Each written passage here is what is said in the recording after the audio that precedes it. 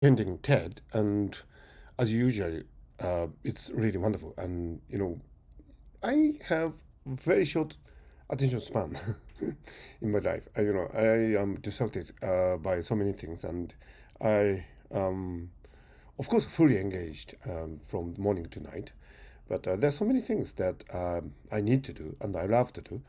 So typically, my unit of attention tends to be a few minutes, and so I go from one thing to another. Of course, I sometimes concentrate on my work for hours on end, but it's a spectrum.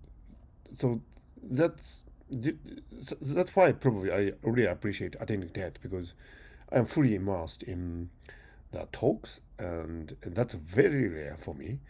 I am, easily bored by things, and at TED you are never bored because the talks are so wonderful, so meticulously curated.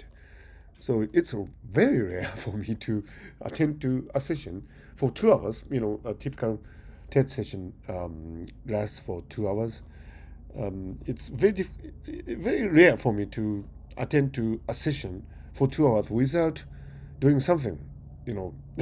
like I typically attend a meeting and I'm doing things here because typically the talks and discussions require only a partial portion of my attention.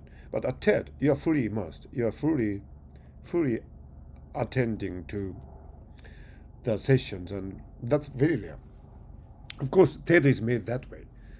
Chris Anderson and other people at TED, they are doing their really wonderful job curating and presenting the talk. So I'm really grateful for that.